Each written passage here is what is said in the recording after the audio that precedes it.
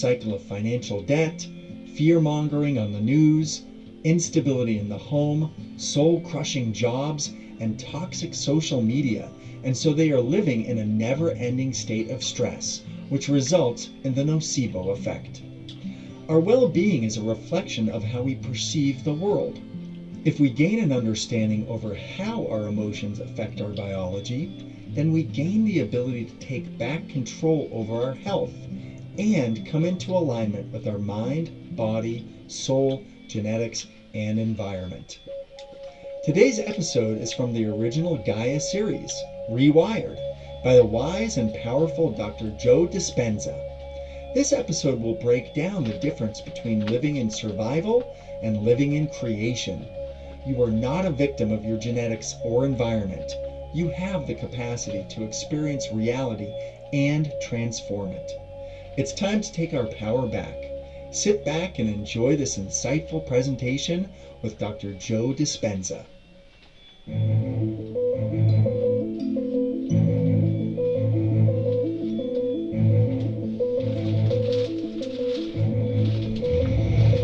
Stress can be defined as a state of mental or emotional strain or tension, resulting from adverse or very demanding circumstances. But how do different kinds of stress cause long-term effects on our brain and body? Stress usually is created when we can't predict the future outcome, when we feel that we can't control the situation, or when we have the perception that there's a threat, a danger, or a perception that something's going to get worse in our lives. You may not be able to control everything that happens in your life or your outer world. However, is it possible that you can learn how to control your inner world of thoughts and feelings? I'm your host, Dr. Joe Dispenza, and in the previous episode, we went into depth on the ancient practice of meditation and what it means to be truly present. In this episode, we're going to identify different kinds of stress, show you the long-term effects of stress, how it can create illness in your body, and once you understand what stress can do to you, it's my hope that the information you'll learn will empower you to make some important changes in your life.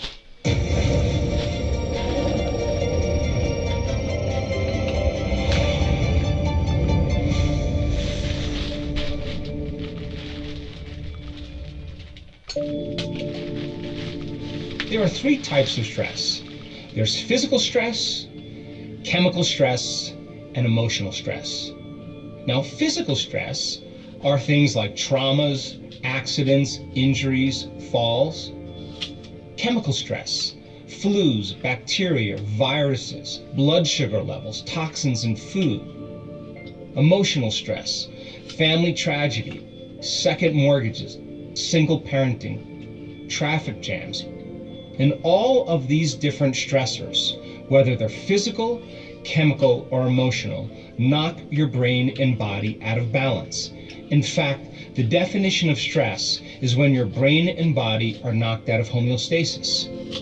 Now, the stress response is what your body innately does to return itself back to order.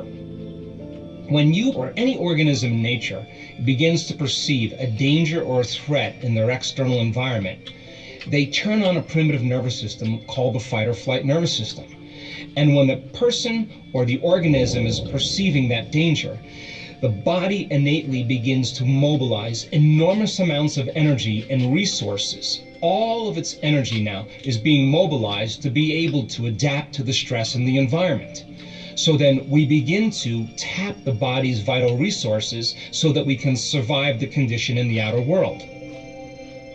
All organisms in nature can tolerate short-term stress, whether it's a zebra being chased by a lion or whether it's a pack of coyotes chasing a deer. The moment the organism perceives that danger and switches on that emergency system, there is a rush of adrenaline and a rush of energy, and there is an arousal that takes place in the brain and body. And those chemicals then alter our normal homeostasis. And in that state of survival, we switch on that sympathetic nervous system, or what's called the fight or flight nervous system, and our pupils dilate, our salivary juices shut down. It's not a time to eat. Our heart rate increases, our respiratory rate increases, blood is sent to the extremities, and it's shut down in the internal organs because it's a time to run, it's a time to fight, or it's a time to hide. Now, if the zebra or the deer outrun the predator, 30 minutes later, the stress response begins to switch off and the body returns back to balance. After there's a stress response, many organisms need to rest and repair because the body has to come back online and regenerate and conserve energy. The body scanner reveals the brutal truth about your body that your regular scale will never tell you. For weeks, my scale showed I wasn't losing weight despite diet and exercise. I was about to give up until I discovered the Hume Body Pod. This isn't just another smart scale. It's a complete body intelligence system used in over 12,000 health clinics worldwide, now available for your home. The moment I stepped on it and grabbed the handles, it sent safe electrical currents through my entire body, scanning and analyzing my arms, legs, and torso with 98% DEXA accuracy. What I discovered changed everything. While my weight hadn't changed, I'd actually lost 7 pounds of fat and gained 6 pounds of muscle. The Body Pod measured body fat, muscle mass, water, metabolic age, and 40 other metrics, showing me exactly how my body was responding to different diets, workouts, and routines. No more guesswork or frustrating plateaus, just precise data that showed me exactly where to focus my efforts. Because when you can truly measure everything, you can finally improve everything. That's why top doctors, dietitians, and elite athletes all swear by the Body Pod for accurate results. So I recommend you get your Body Pod now while they still have the special discount. That way, you can finally measure and improve the invisible changes your regular scale is hiding from you.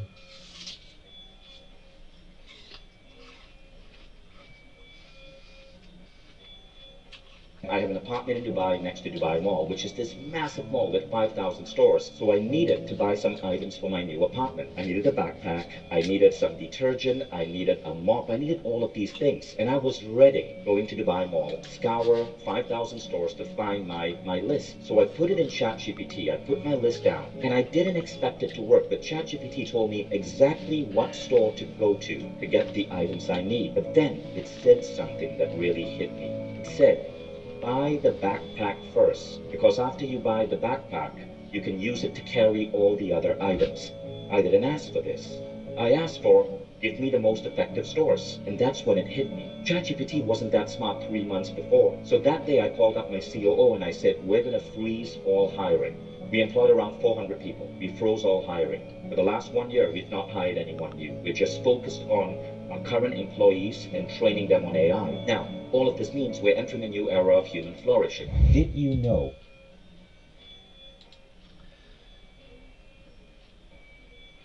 I'm not sure, but someone's in the room with me, and they had just been telling me they had the capacity to argue against leading figures and principles of the science of neurology to sell a point to me, but I don't believe them.